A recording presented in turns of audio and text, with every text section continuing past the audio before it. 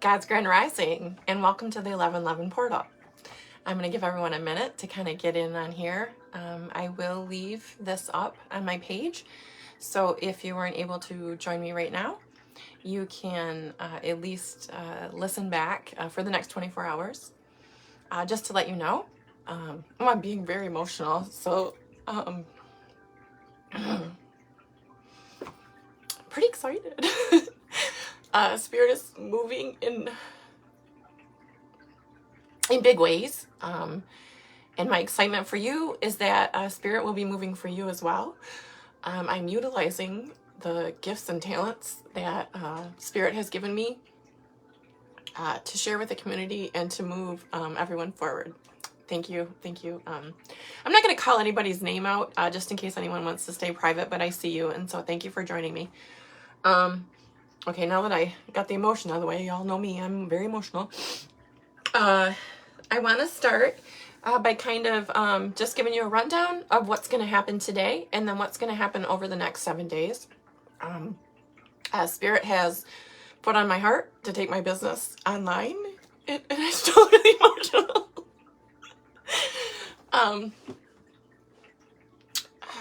Okay, so know that when we're called to do things bigger than ourselves,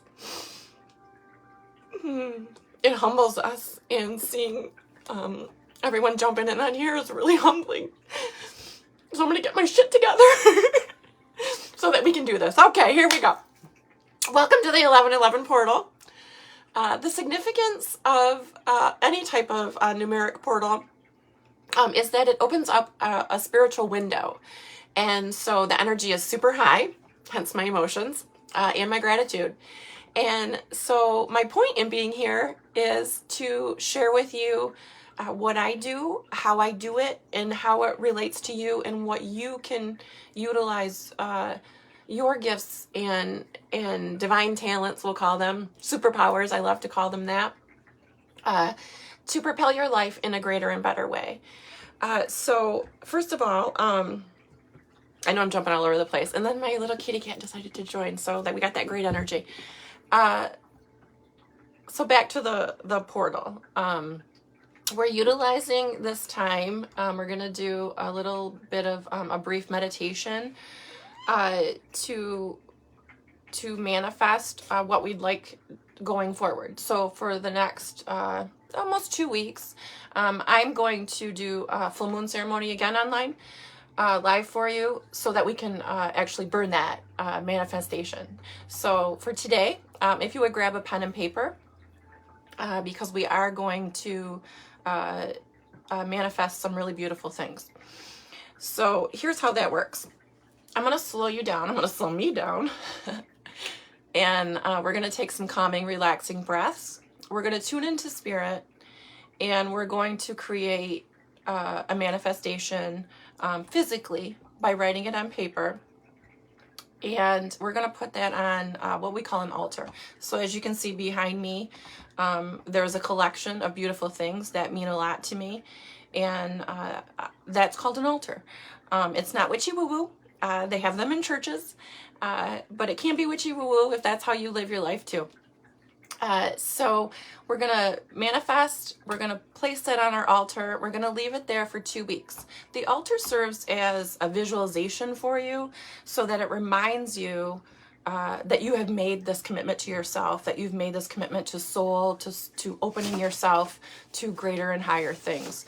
I'm having technical issues because I have a kitten, and she wants to participate. So, I don't do things scripted. If you've met me in person, you know that I fly by the seat of my pants, and that's kind of how I work best. So I'll kind of ask you up front to forgive me a little bit for being scattered, but I guarantee that's how the work comes through and how it works for me. So now that everyone's had the chance to grab your pen and paper, I'd like you to take some cleansing breaths. If you feel comfortable, you can close your eyes. I find that works best, or soften your gaze. And so I want you to go ahead and take a breath in your nose and out your mouth. And you should hear that breath. That's cleansing and transformative. So now we're going to breathe in for 4 and out for 7. And go ahead and breathe in 2, 3, 4, and out. 2, 3, 4. Keep going. 6, 7. Excellent. Breathe in. I want you to breathe in love, joy, compassion. And breathe out pain, breathe out sorrow, breathe out regret, breathe out guilt, and go ahead and breathe in again, and breathe in all the goodness, breathe in source, breathe in divine intervention, and breathe out scared, breathe out worry, breathe out anxiety.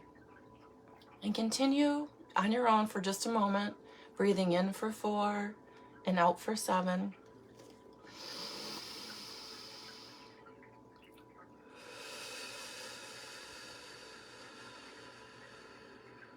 Excellent. You did a great job. So I can feel the universal energy. I can feel the release. That's one of the really cool things about being an empath, a blessing and a curse. But we'll get to all that too. So now that we have this calm center about us, I would like you to take your pen and paper. And I'd like you to write something that you want going forward. How do you see yourself in this next chapter of your life? If that's too big for you, grab something small. What is one thing that you'd like to manifest, that you'd like to add into your life? I am adding in a daily practice of movement. I'm adding in 10 minutes of movement every day, which is a big deal for me. So that's what I'm going to write down. You don't have to share. It's private, but that's what I'm going to write down so that I can actually make that happen. So just take a moment. Go ahead and write down those things that are super important to you.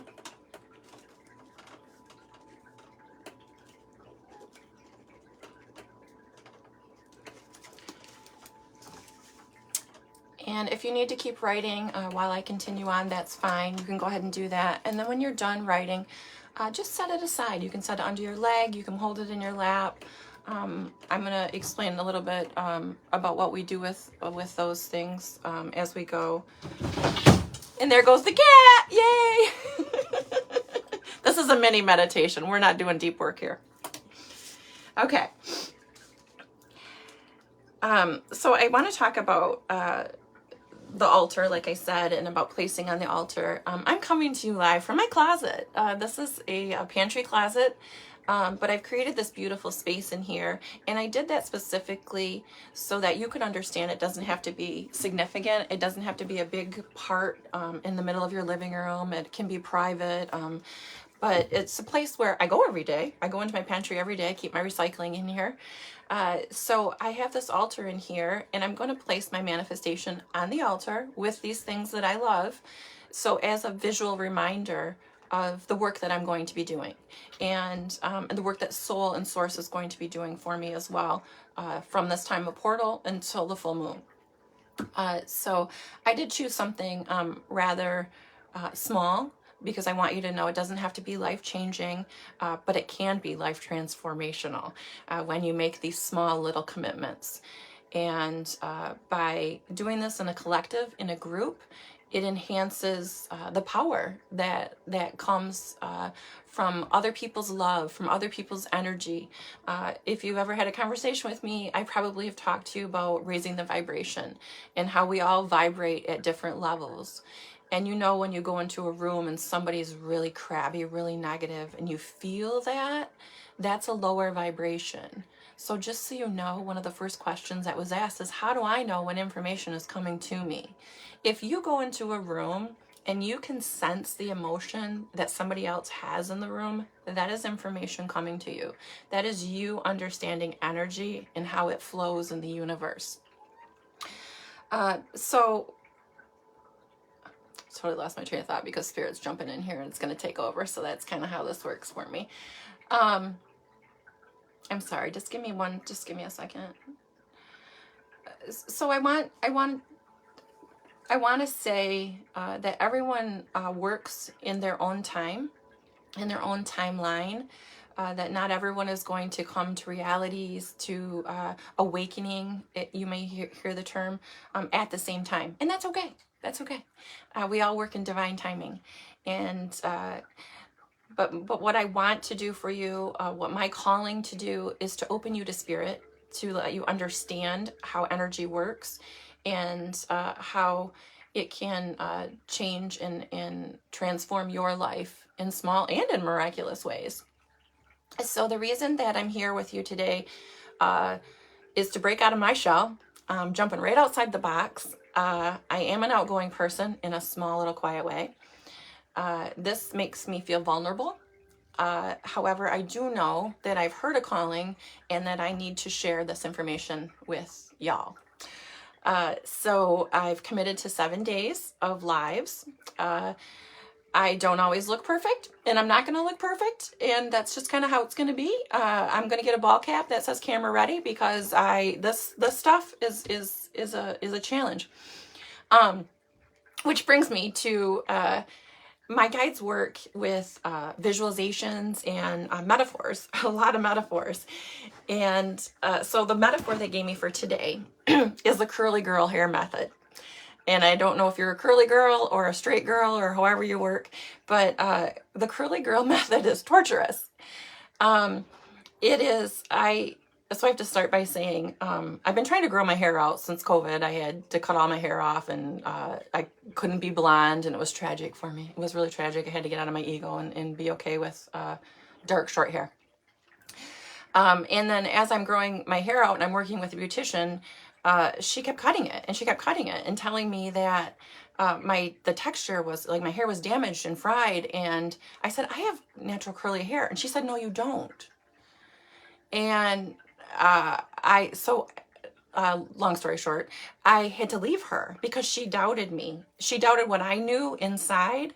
Do you see the parable about this? About the parallel about this with your spirituality? So someone doubts you. You doubt yourself. You go, oh, I don't have curly hair. I have straight fried hair, and I need to cut it short and keep it black. And then, but I knew I had the wisdom within me. I had the internal knowledge that kept saying, no, you don't. You have curly hair. You know you have curly hair. So I did research. I asked other people who have curly hair, who have beautiful hair, like, what do you do? And I went into the web and found people who have support groups for curly hair and things like that. And that's what you do with your spirituality. That's what you do with growing who you are, is when you get the confidence to go, no, this is where I feel natural and comfortable. This feels like this was always part of me, like my curly hair, right? So you do the research, you get involved with people like myself who are willing to share their gifts and to show you what your method is, how you work, how you move forward into being your greatest and highest self.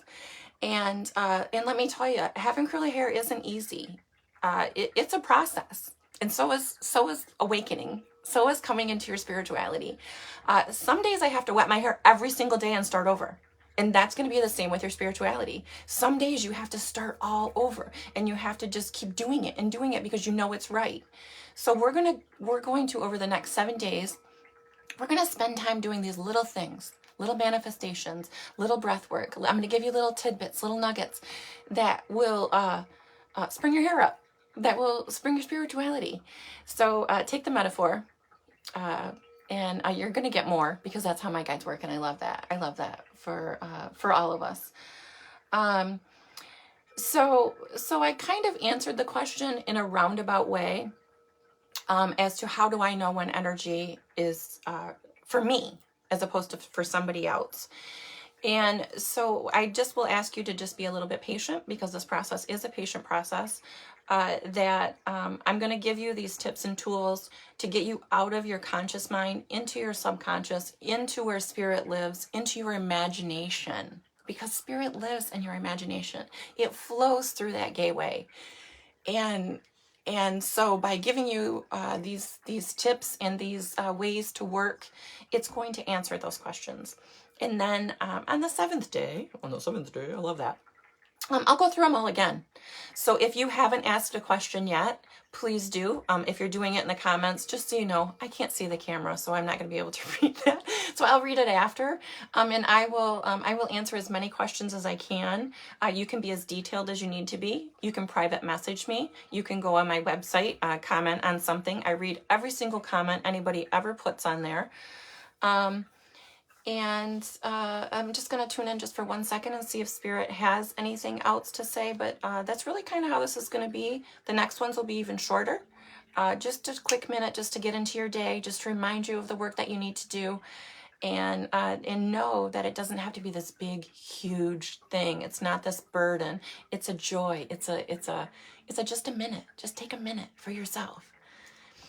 So if you would just breathe quietly with me for just one moment and let me just tune into Spirit.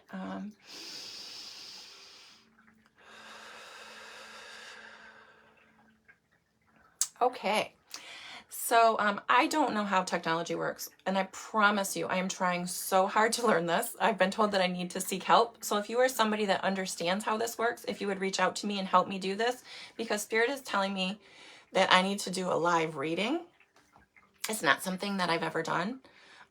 So if somebody would like the reading done in a public way, I guarantee you that your guides, my filter system of guides, will not put out any public information that would be damaging for you. It would only be for your greatest and highest good. So I need 2 souls, or one that wants both, somebody to help me figure out how to do this, and I need someone who's willing to receive the information.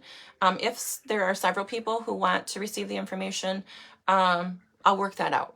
So thanks for taking your time. Thanks for being part of my day. Thanks for opening to Spirit. And we're going to thank Spirit for coming in, for the divine guidance that we've been given today. And I'm so humbled. So thank you. Thank you. Thank you.